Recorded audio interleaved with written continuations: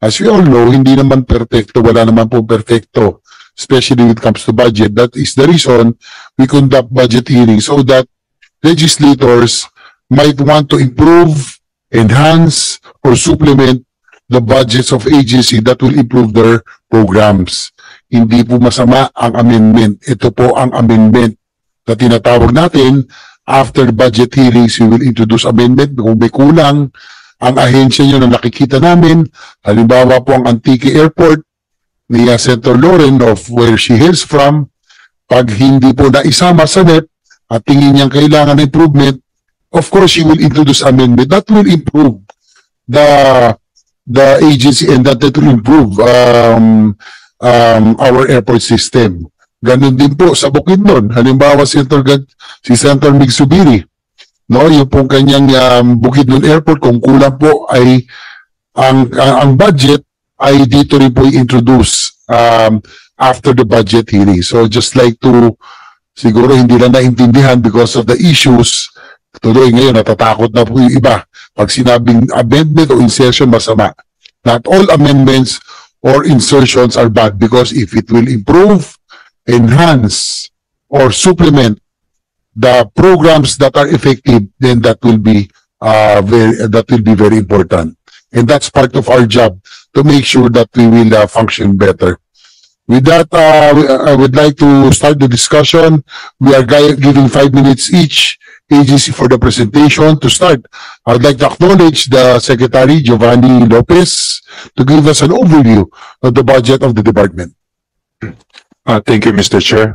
Good afternoon po, and good afternoon to all members, Your Honors. Before we present our 2026 NEP, may I just say something, Mr. Chair, on our budget as an overview po, and then mindful also of the absolute authority of both houses to enact appropriation law. I will take this opportunity also, Mr. Chair, to ask for some reconsideration later on our budget as part of our department's initiative. Now, just an overview, Mr. Chair, our capital outlay for infra right now is more or less 150 billion. 150 billion. Yes, and our NEP is 197 billion. And while we are thankful to DBM for the significant increase, it appears also, Mr. Chair, that under our NEP for locally funded projects, for example, for aviations, we only have 12 locally funded projects and only 1 for maritime. And bulk of our capital outlay infra is rail, which compose around 85%, which is foreign assisted project. And that's why we're asking right now at this outset, Mr. Chair, Your Honors, that we might be asking as part of our department initiative for some reallocation, realignment that we deem important and necessary so that we can fund other locally funded projects, Mr. Chair. Mr. Chair, may I? Yes, Senator Ligarda. Secretary Giovanni Lopez mentioned that because in the past days, including today, the Senate has been unfairly brutalized, I'd like to use that word, regarding proposed amendments, which were called insertions. You asked for reconsideration.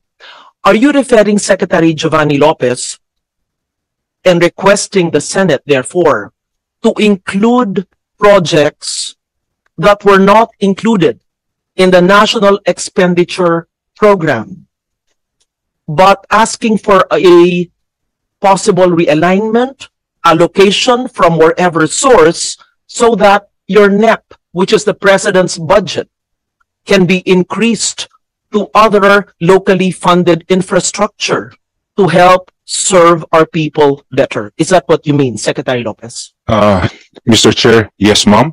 And these projects are basically the projects that we proposed to DBM during our budget call. But unfortunately, we're not included in our NEP. Of course, we understand the fiscal restraint and limitation of our national government. But we think and we agree on the part of the Department of Transportation, together with attached agencies and sectoral offices, that these are necessary and important projects, Mr. Chair. Thank you for that clarification.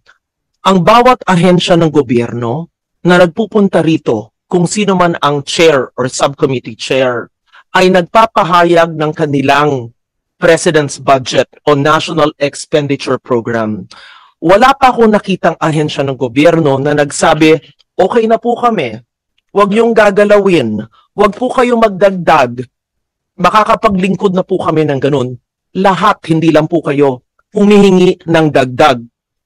Pag magdagdag naman po ang Senado, ay huhusgahan naman ho at sasabihin kami ay nag-amenda na aming constitutional duty, pero sa mga hindi siguro nakakaintindi ng proseso o nakakaalam ay insertion. Kaya we're caught in a bind. We want to help you, and here is our foremost advocate for transportation, whether rail or maritime, and we want to support the chair of finance and the subcommittee chair. It is important, and I'm glad you mentioned that. May proseso, hinihingi ninyo, pag-uusapan pa, kung may fiscal space, magbabago yung NEP hanggang sa GAA.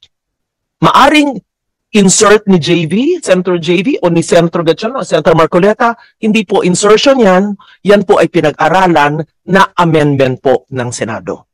Kaya yan po ay tungkulin ng mga senador. I'm going through the process so that everybody would understand, because hindi naman lahat nakapag-aral ng national budget.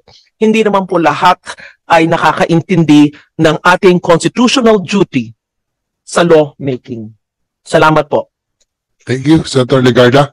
Hopefully that will clarify the pressing and the present, the prevailing sentiments. Hindi ho talaga naiintindihan, but that is the reason why we conduct these budget hearings, para po yung mga kulang ng mga ahensya ay madagdagan natin, matulungan po natin sila. Tama ho kayo na wala hong ahensya o departamento na pupunta rito na sinasabing okay na kami, wag nang galawin. So yan ay talagang trabaho natin. So sa Secretary Lopez, please continue. Thank you, Mr. Chair. With the kindest permission of the committee, may I defer the presentation of our NEP for the perusal and consideration of this committee to our ASEC for Finance, ASEC Cecil Bien. Yes, ASEC Bien, please, you have the floor for the presentation. Maraming salamat po, Honorable Chairperson ng Finance Subcommittee F, at sa lahat po ng mga honorable senators that are here present. Magandang hapon po sa ating lahat. Sa pamamagitan po ng pahintulot ng aking acting secretary, nagpapasalamat po kami for allowing us to present our 2026 budget proposal. Next slide, please. Okay, sisimulan po namin ito with the historical budget utilization rates ng Office of the Secretary Central Office. Noong pong 2023, January to December, ang obligation rate po namin was 73.14% with a disbursement rate of 72.36%. Noong 2024 po, for the same period, January to December, we had an obligation rate of 80.81% and a disbursement rate of 54.42%. Ngayon po, mula January hanggang July of 2025, we have already achieved an obligation rate of 58.9% and a disbursement rate of 48.94%. Given po nakalahati pa lang po ito ng taon, we are quite confident that we'll be able to equal, if not surpass, yung performance po of prior years in terms of obligation and disbursement. Next slide, please. Okay. Ito po naman ang obligation rate natin, including attached agencies. For January to December, we had 75.14% and a disbursement rate of 70.34%. For the same period in 2024, we had 83.15% and a disbursement rate of 60.81%. 2025 po, January to July, 56.31% na pong obligation rate namin at ang disbursement rate po namin ay 56.99%. Ito po ay kasama po ang aming attached agencies. Next po. Okay. Ito naman po yung ating budget utilization rate in terms of programs and projects. So sa programs po, nandyan po yung ating PS and MOE budget. Kung makikita po natin, ang obligation rate po namin as of July is 49.17% and a disbursement rate of 76.19%.